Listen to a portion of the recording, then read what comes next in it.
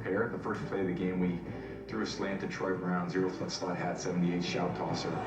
First and 10 and about the 3, and Brady drops it. And Troy just caught a little slant on the backside and went for, I don't know, 18 yards. And right then, I was in the rhythm of the game. He drops the throw. And throw. Pass is complete. We didn't do a ton of offense other than we didn't lose the game. Our defense, obviously made the play on Kurt on the interception where Ty returned. You mean Kurt threw the ball right to the other team? For a touchdown. We already watched the tape on this. I showed you guys how Kurt just threw it right to the guy. Like, that's all it was. Our goal was to be as physical as possible. Kurt's going to have a job to the day he dies because of this game, guys. He threw a Super Bowl away in order to be able to be connected to the NFL to the day he dies, him and his family. Anything moving. Like, you have choices to make in the NFL. You could be the hero, win the Super Bowl, and end up being out of the league, and, they ridicule you, or you follow their script, and they make you a god. Anything moving, anything cross your face, you was getting hit. We knew if we can turn it into that game, we had a shot.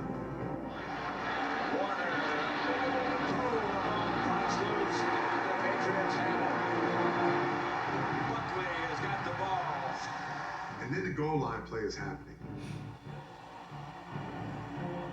We were pretty much on cruise control, and then we made a play down there in their end zone. They were going in. Looking left, now being chased. Now rolling to the right. He's got a wide open alley. He's trying to run for a touchdown. He is down and pops the ball. It is picked up by the Patriots. It is Bucky Jones. He's going to go all the way. They hiked the ball. But we already know that Kurt Warner ended up dropping that fumble on purpose. Like, he completely threw this game, guys. Like, it happens all the time. We see quarterbacks throw games all the time. I show you it all the time on this channel. This is just another case of that. I motion out. Marshall starts to go outside, which is me. Then he goes inside. So I hit him. I grab him. I'm not giving up a touchdown. I'd rather get a... And that is a penalty. That's a defensive hold right there. Like, he literally tackled him. So I think that's why he gets called back. But Kurt Warner still threw the ball down on purpose. Penalty. Look at Bucky this. Jones, Did you guys see his elbow get shift back a little? It's because he did it on purpose, guys. Kurt Warner, he's letting go of this ball on purpose. The football, we go crazy at this point. We're running away with the football game. It's pretty much over in our mind. And all of a sudden, a late flag comes out. He's going to be holding against whoever was guarding Marshall Faulk.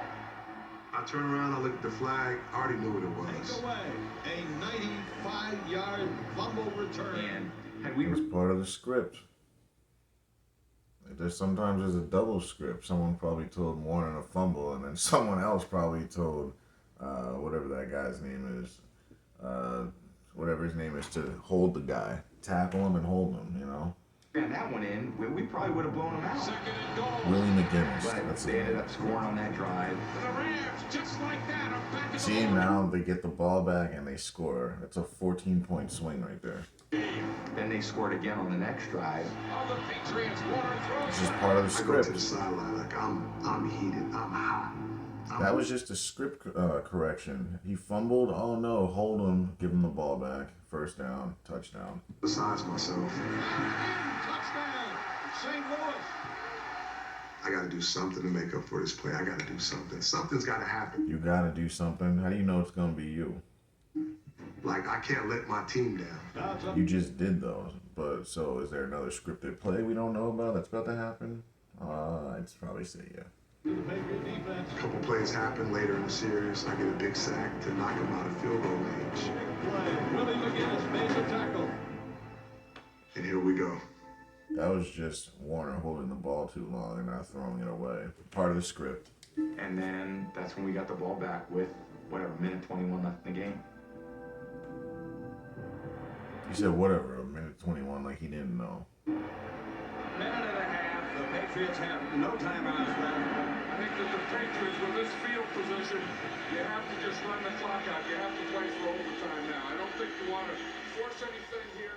Drew said something at the time like, hey, forget about this or this. Go out and sling it. Like, go get it. This is his opportunity. This is the chance of a lifetime. Like, this is what you dream of as a kid.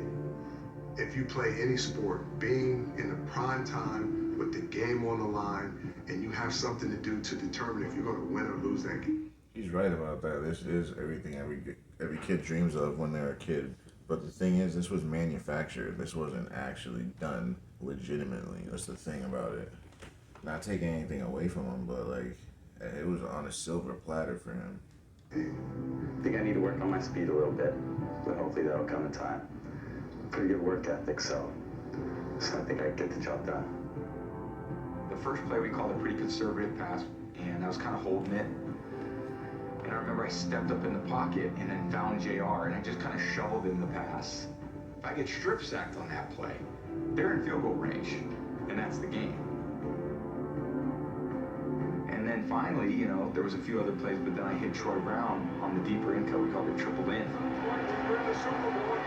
For some reason, the middle is not covered. They're playing a soft zone. Like, and we knew we had to get a little bit closer. So then we called a shorter play to our tight end, Jermaine Wiggins. It was called a return route, where he'd start across the field, pivot, and then return back out. He was actually really good at that route. And they were bringing pressure from the weak side because they figured, we're not going to play zone, we got to pressure these guys. But I saw the blitz coming from the weak side, and I knew Jermaine was going to be open. So I just kind of stuffed it on him. And I was screaming, clock, clock, clock. And when I got... And that's what they do too. They're really good at situations, getting guys to run certain routes they're good at certain points of the game.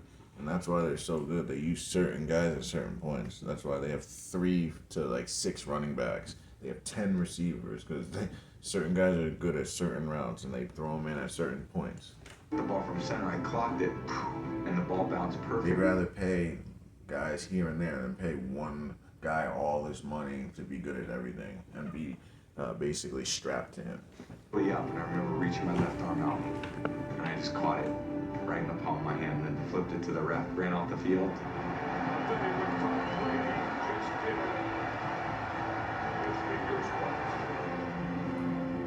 And then Adam trotted onto the field, and I kind of ran down so I could get a good angle at it, and that was 7 seconds.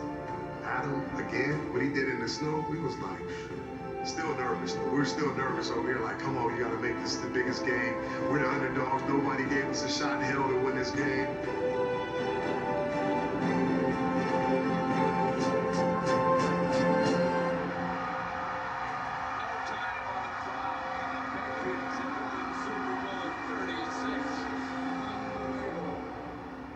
I still see it, and I remember like it was yesterday, the feeling, and I remember I was slamming Drew on the shoulder pads. We won the bleeping Super Bowl.